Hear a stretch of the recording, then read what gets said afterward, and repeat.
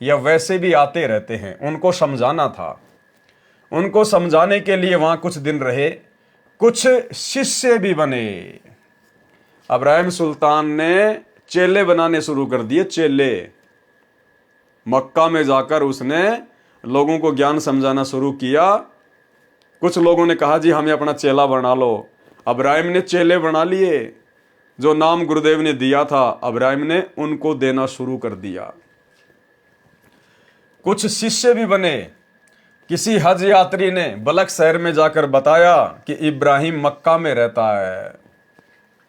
अब उस बलख शहर के भी कुछ मुसलमान भाई मक्का में गए हुए थे हज के लिए, और जब वहां उन्होंने इब्राहिम सुल्तान को देखा तो पहचान गए। वापस आकर उसके परिवार को बताया कि इब्राहिम तो मक्का में रहता है।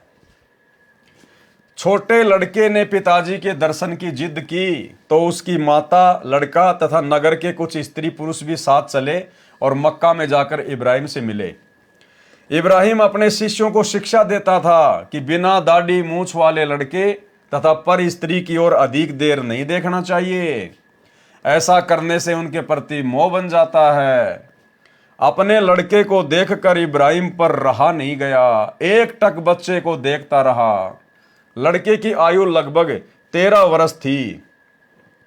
शिष्यों ने कहा कि गुरुदेव आप हमें तो शिक्षा देते हो कि बिना दाढ़ी मूछ वाले बच्चे की ओर ज्यादा देर नहीं देखना चाहिए, स्वयं देख रहे हो। इब्राहिम ने कहा पता नहीं मेरा आकर्षण इसकी ओर क्यों हो रहा है। उसी समय एक बूढ़े ने कहा राजा जी ये आपकी रानी है और ये आपका पुत्र है। आप राज्य त्याग कर आए उस समय यह गर्भ में था, आपसे मिलने आए हैं। और फिर काल प्रेरणा से क्या हुआ, उसी समय लड़का पिता के चरणों को छूकर गोदी में बैठ गया। इब्राहिम की आंखों में ममता के आंसू छलक आए। ये है काल प्रेरणा। काल ऐसे भी ठगेगा। इस कथा के माध्यम से गुरुजी आने वाले समय में हमारे साथ काल इस प्रकार का छलबल ना कर सके, हम सावधान रहें। आप और हमें संदेशा दे रहे परमात्मा इस कथा के माध्यम से। अन्यथा एक कबीर सागर के सरलार्थ में लिखने की आवश्यकता नहीं थी कि ये काल इस प्रकार से भी आपके अंत समय में आपके साथ में धोखा कर सकता है। कोई भी कारण बना के आपकी किसी भी कमजोर नस को पकड़ सकता है, क्योंकि मन रूप में हमारे साथ में है। ये जानता है कि भगत की कमजोरी क्या है। तो हमने ऐसी कोई कमजोरी शेष छोड़नी नहीं है गुरुदेव के आशीर्वाद से। वो लड़का इब्राहिम का पैर छूकर और उसकी गोद में जाके बैठ गया दौड़ के काल प्रेरणा से। इब्राहिम की आंखों में ममता के आंसू छलक आए। वो अपने परिवार के प्रति, अपने बेटे के प्रति वो मोह जागृत हो गया, ममता जागृत हो गई, आंखों से आंसू आ गए। और भाई और बहनों उसी समय अंतर्यामी गुरुदेव भगवान ने आकाशवाणी की और क्या कहा परमात्मा ने। उसी समय लड़का पिता के चरणों को छूकर गोदी में बैठ गया। इब्राहिम की आंखों में ममता के आंसू छलक आए। परमेश्वर की ओर से आकाशवाणी हुई कि हे सुल्तानी तेरे को मेरे से प्रेम नहीं रहा, अपने परिवार से प्रेम है, अपने घर चला जा। क्या आकाशवाणी की परमात्मा ने कि हे इब्राहिम अब तेरे को मेरे से प्रेम नहीं रहा, तेरे को तो अपने परिवार से प्रेम हो गया, जा अपने परिवार में वापस चला जा। भाई और बहनों हमें सावधान करने के लिए परमात्मा इतना सब कुछ प्रयत्न कर रहे हैं इन पुस्तकों में लिख कर कि जब तुम्हारा अंतिम समय आएगा तो काल कोशिश तो पूरी करेगा, तो उसका दाव ना लगे, वो तुम्हें धोखा ना दे सके। इसलिए अपनी भक्ति को ज्यादा से ज्यादा बढ़ाओ, ज्यादा से ज्यादा मर्यादा में रह के अपना भक्ति धन जमा करो। इस गंदे लोक से, यहाँ की नश्वर वस्तुओं से, घर परिवार से धीरे धीरे अपने आप को दूर करने का प्रयास करो। दूर करने का ये बहुत भयंकर जाल है। परमेश्वर की ओर से आकाशवाणी हुई कि हे सुल्तानी तेरे को मेरे से प्रेम नहीं रहा, अपने परिवार से प्रेम है, अपने घर चला जा। उसी समय इब्राहिम को झटका लगा तथा आंखें बंद करके प्रार्थना की कि हे परमात्मा, मेरे वश से बाहर की बात है, या तो मेरी मृत्यु कर दो या फिर इस लड़के को मार दो। क्यों भाई, क्यों मार दे परमात्मा उस लड़के को भाई? अरे तेरे को तो सार शब्द मिल गया था भाई। अरे भाई आप तो दास बन गए थे। परमात्मा ने कहा ना, उसके बाद इब्राहिम दास बन गया था। जब उसके ऊपर वो गोबर डाला गया तो उसने कहा कि कोई बात नहीं बहन, मिट्टी पे मिट्टी गिरी है, ना धो के साफ कर लूंगा, कोई बात नहीं, शरीर भी तो मिट्टी है।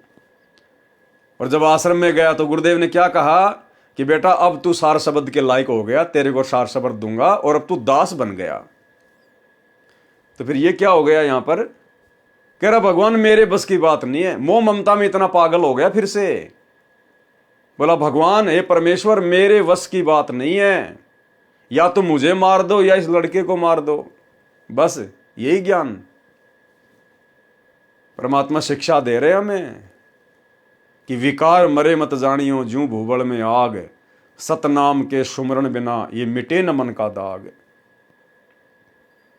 किस प्रकार से ठग लिया इब्राहिम सुल्तान को। राज्य त्याग कर आ गया, 16,000 औरतें त्याग कर आ गया, बेटे बेटियां त्याग कर आ गया, और फिर से काल ने इतने वर्षों के बाद में जकड़ लिया, 1 सेकंड में, अपने बेटे के माध्यम से। तो भाई और बहनों, आप और हमने हर प्रकार से सावधान होना है, ज्ञान को आधार बनाना है कि ये परिवार तो ना जाने हमारे करोड़ों अरबों की संख्या में हो चुके हैं, करोड़ों अरबों की संख्या में, और फिर से हमारा मनुष्य जन्म होता है, एक नया नकली परिवार जुड़ जाता है। ये काल हमें फिर से उस परिवार में बांध के रख देता है। भाई और बहनों, जब तक हम इस परिवार को अपना परिवार समझेंगे, हम इसी प्रकार से काल के जाल में फंसेंगे। इसी प्रकार से आपने कोशिश करनी है अपने पूरे परिवार को परमात्मा से जोड़ देना है। नहीं जुड़ते हैं बार बार आपके कहने पर, प्रार्थना करने पर भी, तो उसमें आपका फिर कोई दोष नहीं है। फिर आपने उनकी मोह ममता के चक्कर में नहीं पड़ना चाहिए, क्योंकि आपने तो उनके भले के लिए बारंबार उनसे प्रार्थना की, उनसे विनती की है, लेकिन वो आत्माएं, वो काल प्रेरित है। फिर आपने भी उनकी तरफ ज्यादा आसक्ति नहीं दिखानी चाहिए। आप उनके भले की कह रहे हो, आप उनके पिता हो, उनकी माता हो, और जब वो बच्चे आपकी बात नहीं मान रहे तो फिर हम उनके पीछे क्यों मरे? हर आत्मा के अपने अपने संस्कार हैं। ना जाने कितने जन्म में वो हमारा दुश्मन रह चुका है। दुश्मन कितने जन्मों में उस बेटे ने, उस बेटी ने हमारी गर्दनें काटी हैं, गर्दनें।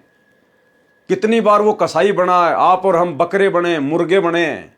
कितनी बार हम कसाई बने, और जो आज हमारे बेटा बेटी है वो बकरे बने, मुर्गे बने। हमने उनको काटा, कभी उन्होंने हमारे को काटा।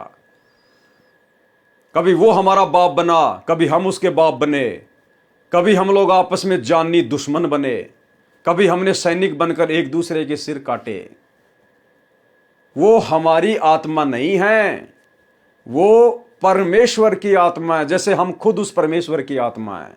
ये तो परमेश्वर उस आत्मा को मौका देता है माता पिता के माध्यम से एक मनुष्य शरीर उपलब्ध करवाकर, और आप और हम भाई बहन अज्ञानता में उसी शरीर को अपना मान लेते हैं। मैं उपदेश नहीं दे रहा, गुरुदेव के ज्ञान आधार से बता रहा हूं। ये बात मेरे ऊपर भी लागू है, सबके ऊपर लागू है। हमने प्रयास करना पड़ेगा। एक दूसरे को बताएंगे नहीं, समझाएंगे नहीं तो पता कैसे चलेगा? आत्माएं परमेश्वर की हैं, हमारी नहीं है। कल को हमारा बच्चा जो भक्ति नहीं कर रहा, बार बार समझाने पर भी, वो गधा बनेगा या कुत्ता बनेगा या सूअर बनेगा या नरक में जाएगा, ये उस परमेश्वर ने देखना है। उसके ठेकेदार हम नहीं है, उसका ठेकेदार हमारा गुरु भगवान है, हमारा परमात्मा है। वो उसकी आत्मा है, वो हमारे बेटा बेटी नहीं है। हमारा तो केवल थोड़े समय तक, इसी मनुष्य जन्म तक उसका संपर्क है। ऐसे ऐसे तो ना जाने हमारे कितने बेटा बेटी हो लिए, गिनती नहीं है। असंख्य परिवार हो चुके हैं हमारे, आज हमें याद भी नहीं है। तो उनकी चिंता क्यों नहीं हमें? अरे वो भी तो हमारे बेटा बेटी थे जो असंख्य परिवार हो चुके हैं, फिर उनकी चिंता क्यों नहीं है? क्योंकि हम उनको भूल चुके हैं। इसी प्रकार हमने गुरु के ज्ञान को आधार बनाकर इनको भी भूलना पड़ेगा। जो जिम्मेदारी गुरुदेव भगवान ने दी है हमें एक परिवार में, हमने जिम्मेदारी तक सीमित रहना है, जिम्मेदारी तक। वो आत्मा परमात्मा की है। जिस प्रकार आप और हम ना जाने कितनी बार गधे बने, कुत्ते बने, सुअर बने, राजा बने, नरक में गए, और आज फिर से परमात्मा ने हमें संभाला कि नहीं संभाला? हमें सतलोक के योग्य बनाया कि नहीं बनाया? हमें कलयुग की बिचली पीढ़ी में लाके मनुष्य जन्म दिया कि नहीं दिया? अपनी शरण में लिया कि नहीं लिया? ऐसे ही परमेश्वर अपनी उस आत्मा को भी, जिसको हम अपना बेटा बेटी समझ रहे हैं, उसको भी परमात्मा इसी प्रकार से अपनी शरण में लेगा। उसका भी परमात्मा मोक्ष करेगा, उसका भी उद्धार करेगा। तो ये आत्माएं परमेश्वर की हैं, हम भी परमेश्वर की आत्मा हैं। हमारे केवल आपस में ऋण संबंध इस काल ने जोड़ रखे हैं। काल ने हमें बांध रखा है, फंसा रखा है। दुनिया भर में कितने परिवार हैं? करोड़ों अरबों। कितने बेटा बेटी है लोगों की? करोड़ों अरबों। रोज मरते हैं, अखबारों में पढ़ते हैं, टीवी पे देखते हैं, आंखों के सामने भी एक्सीडेंट होते हैं, मर जाते हैं। हमें दुख होता है, तकलीफ होती है? नहीं होती। और अपने बेटे का नाखून उतर जाए तो भी कलेजा धधक धधक करता है, क्योंकि काल ने हमें आपस में बांध रखा है। काल ने हमें ऋण संबंधों में बांध रखा है। पड़ोसी का बेटा मर जाए हमें कोई टेंशन नहीं, खुद के बेटे की उंगली भी कट जाए तो टेंशन। काल ने हमने ऋण संबंधों में बांध रखा है। ये ऋण संबंधों की बेड़ियां तोड़ने के लिए तो गुरुदेव भगवान आए। ये काल का ये भयंकर जंजाल तुड़वाने के लिए तो परमात्मा ने हमें अपनी शरण में लेकर तत्व ज्ञान दिया है। रात दिन इतनी मेहनत कर रहे हैं परमात्मा। तो हमने भी 2 कदम आगे बढ़ना पड़ेगा। और यदि आपका परिवार उपदेशी है तो फिर तो कोई टेंशन वाली बात है ही नहीं।